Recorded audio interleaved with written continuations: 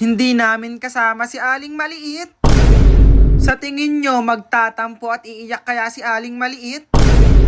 Bumili rin nga pala kami ng bagong cabinet. Pero bago yon, quality check. O, diba kayang-kaya si Jace?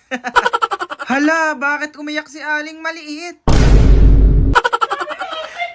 Sayo mo, hindi ka nasama, di ka ma? Kaya muna na kami. Okay lang din ako sinama. Hindi ako naiyak. Maganda pa rin ako. Siguro umiiyak kayo pag iniiwan kayo.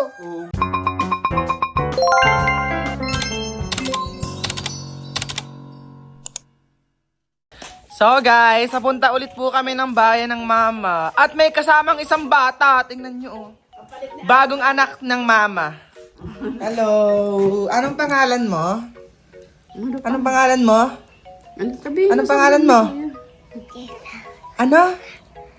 Ano? Anong pangalan mo? Sabi ang pangalan. Isang Gonzaga. Ano? Gonzaga. Isabon. Ano daw? Hindi maintindihan.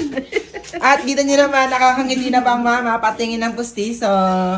Ay, pak! Bagong pustiso yan, guys. Anong pangalan ng batang ito? Ano nga yung pangalan mo? Laksan mo. Isabon Gonzaga. Jace F. Gonzaga daw. Galing. Bakit ka sasama sa bayan? Anong gagawin? Anong kakainin mo? Chicken. Ano? Chicken. Chicken? Kaya pala kami pupunta ng bayan kasi nasira yung hangeran dito sa may cabinet ko. Pagkakahuna pala na rin. Guys, makakabili na rin ako ng bagong cabinet. Hindi na ganito yung bibilhin ko, mga plastic na cabinet na lang. Pero alam kong matibay at tatagal talaga. Itong lumang cabinet nga pala ay bibigay ko na lang sa mama. Para naman napaglagyan nila ng kanilang mga damit. Ay ang mga damit nila doon, pagkakarami, hindi na magkasya sa isang cabinet laang. Kita nyo naman diba, sobrang laki at super okay pa nitong cabinet na ito. Kaso sira talaga yung hangeran eh. Paano si Aling Maliit? May pasok ayaw man lumiba. May pasok sa Aling Maliit, guys. Iingitin namin ni Jace. Diba, Jace? Maga-Jollibee kami ni Jace. At si Aling Maliit ay hindi kasama. Paprang natin. Kuwari hindi natin tinake out ng Jollibee. Pero, tatago ko muna yung Si sak mo. Isak mo, ano daw siya eh. Oo. I-take out daw siya ng ano, diga? Ng Jollibee daw, guys. Pero mamaya, hindi natin siya bibigyan muna. Titingnan natin kung ano mag-reaction niya. Ano kakainin mo nga, Jace? Chicken. Ano? Chicken. Chicken. Chicken. Chichen daw, chichen. Anong chichen? Chicken. Jace, magabay ka na. Mabay na kay Bibi. Bye, bebe. Babay daw, Ninay. Paalis na po kami ng mga mama at saka ni Jace. Jace, bibigyan natin si Aling Maliit ng Jollibee o hindi? Hindi. Hindi? Sige, hindi. Sabi mo yun na, hindi ha. Hindi pa nga pala kami nakakalayo ay may dumaan na ditong tricycle. Guys, buti na laang kasi sobrang init talaga ng panahon ngayong araw na ito. Sa kanto lang po, kuya. Sasakay nga pala kami ng isang jeep pa dito sa may kantuhan namin. O si Jace ang kasama, hindi si Aling Maliit. Balik, kakain muna nga pala kami sa Jollibee kasi mukhang gutom na si Jace. Lagi ay gustong kasama eh. Ay wala si Aling Maliit, ay wala naman din kaming kasamang bata kaya si Jace na lang ang sinama namin. O siya, picture muna kay Jollibee. Takot talaga si Jace kay Jollibee. Ayan, nasa loob na kami at naka-order na nga pala kami nila Jace. Lagi na lang gusto ikasama. Pag hindi nasasama, iiyak. Aba, nasasanay ng kasama namin nila Aling Maliit aring batang ito. Parang nagkaanak ulit ang mama ng maliit na bata, diba? Daig na naman si Aling Maliit. Ano kayang magiging reaction niya? Iiyak kaya si Aling Maliit kasi nag-Jollibee kami nila Jace, diba Jace? Baka magtampo si Aling Maliit, guys. Mamaya abangan nyo na lang. Katako ng batang ito. Paubos na yung rice eh. Tsaka chicken, siya lang yung nakaubos. Ari pala ang magandang isama sa handaan, maraming nakakain. O siya, tara na't bumili na ng aking cabinet. Baka makalimutan pa natin. Yun ang pinunta natin din sa bayan, hindi pagja-Jollibee. Ang first destination natin ay ang Me&. City. Pero bago yon, mag-DIY muna tayo kasi bibili ako na lace na panlagay sa leeg ng ating mga alagang pusa at aso. Sabi ng mama, hindi pa daw siya nakakapasok din sa may Mr. DIY. First time daw makapasok pagpasok. Buti na lang talaga dinala ko. O siya, dini naman sa may ilay. Kasi nung last may nakita kami dito. Pero sold out na daw pala. Wala na. Kaya mag-hero ko naman kami. O si Jace, takot na takot sumakay din sa may escalator. Takbo bilis, ang mama nandoon na sa may dulo. Nung pagpasok nga pala namin, aba, si Jace dun agad nakatingin sa mga bike doon. Parang gusto niyang bumili. Ay, ang bata. Pasimple pa. Wag muna yan at mahal yan. Baka masira doon sa atin at maraming mga bata. Batang ito laging nahiwalay sa amin. Pag ikay nawala, bahala ka sa buhay mo. Ay wala din pala ditong cabinet. Tara naman sa e-life, magtingin tayo doon. Pero bago yun, ayan si Jace, mamimili muna siya ng kanyang laruan. Lagi na lang kasing nakatingin sa mga laruan dito, kaya bibilhan natin ng isa. Ang sabi ko, yung maliliit lang, katulad nito, maliit lang. Pero naghanap pala kami dito ng mas malaki. Kasi mas bagay sa kanya mas malaki para hindi naman siya masyadong masira agad, diba? Kapag malalaking mga sasakyan. O siya, hanap muna kami ng laruan dito.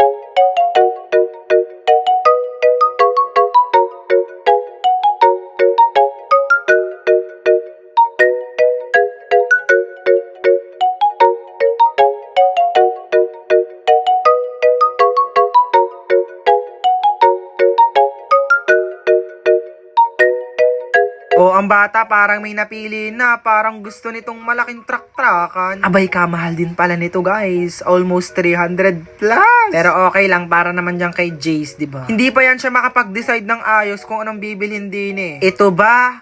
Or etong mas malaki dito, tingnan nyo. Yan ang napili niya. O siya, tara na't umuwi. Baka may madampot pang iba ang batang ito. Ang sabi ay bibili ng cabinet, pero hindi naman. Bayad-bayad.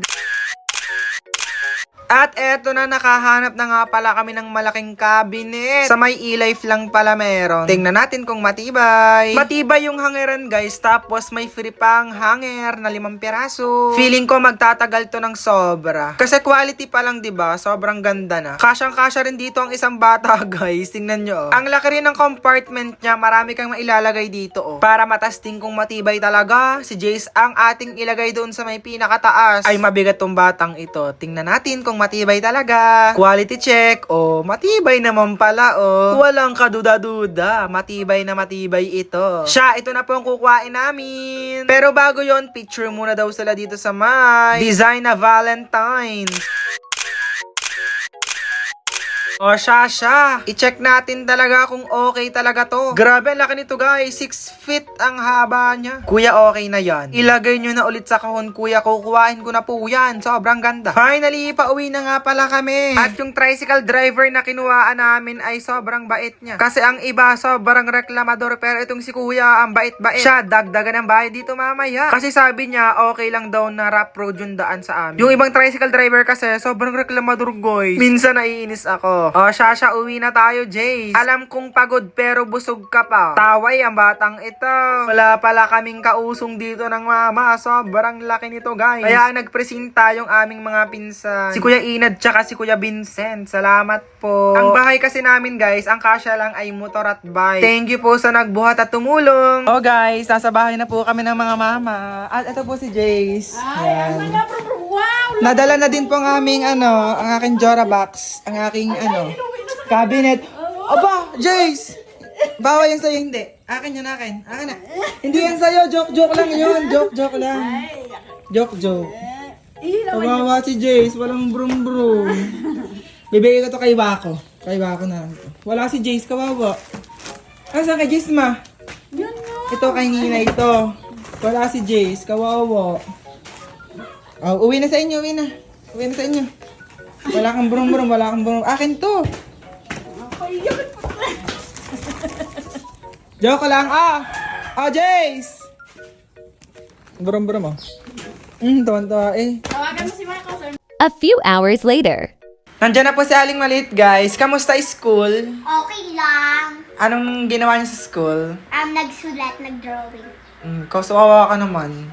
Kasi pumunta kami ng bayan ng mama. At kami ay Jollibee. Jollibee. Kawawa si Aling Okay Maliit. lang, at least pasa ako. Oh. Okay lang, at least maganda pa rin ako. Okay lang na wala kang Jollibee, ganun. Oh, sabi mo okay lang ka. Dahil maganda ka, oh. Di ka ma? Ha? Ano ga?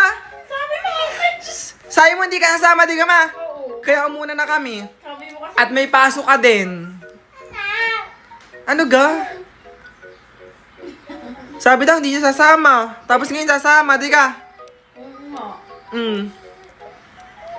OA. Jace! Jace! Jace! Ano ga? Inaano ka kita? Sabi ni Jess, huwag ka daw sabi. Oo, sabi ni Jace, wag ka daw i-take out. Aling maliit, tingnan mo, aling maliit. Charan! Ayan daw. Binili namin kay Jace at kay Wako. Para Ito. naman sa'yo. Ang ganda, diga. Ang laki, diga. Nasaan ang brum-brum mo, Jace? Araga, nandito na si Tita Aling Maliit. Araga, Tita Aling Maliit. Kuhain brum-brum mo, kuhain. Nasaan brum-brum mo? Kuhain mo. Bilis. Kakaintindi. Ito, oh. Ay, brum-brum ni Jace. Oh, ay, ang ganda ng brum-brum ni Jace. Daig si Aling Maliit. Hindi Daig si... naman ako lalaki. Oh, okay lang. At least wala ka namang pasalubong sa amin, ah. Oh, diba? Si Jace ay meron. Mahal pa naman to. Tag 5,000. Hindi, 5,000 to. Ikaw wala. Oh, kawawa si Aling Maliit. Di ka, Jace? Ano sabi ni Jess kanina? Wag na daw, pasalubungan. Sabi ni Jace sa amin. Di ka, Jace? Wag na. Ay, nanon. Sinampal si Jace. Anong masabi mo, Aling Maliit, kay Jace? Wala. Ha? Kawawa naman si Aling Maliit, di nakasama. Abay, sabi mo di ka sasama eh. Umalis na kami ni Jess. Sana aalis kami after ng labasan mo. Sabi ng mama, wag na daw. Abay, sabi mo di ka sasama, thanks. Oo nga, oh. Jace, oh. Ganda ng laruan ni Jace. Ang laki. Oh. Ito yung kay Wako, guys. Ay, naandar pa yan. Kay Wako to. Talian. At dahil hindi kasama si Aling Maliit, oh my God, nagpatak.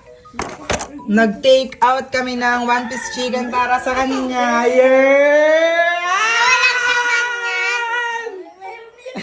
Ano ga? Gusto mo, ayaw mo? Gusto. Walang laman. Buksan na. Walang laman. Oh. Oh. Ayan! Yeah, wala daw naman. Yan! Ang gravy mo. Thank you sa inyo kahit di nyo ako sinama. Maganda pa rin ako. Okay lang di nyo ako sinama. Hindi ako naiyak. Maganda pa rin ako. Siguro umiiyak kayo pag iniiwan kayo. Oo nga, diba? Kaya guys, lagi nyo kami panoorin nila Aling Maliit at huwag nyo kalimutang mag... Like!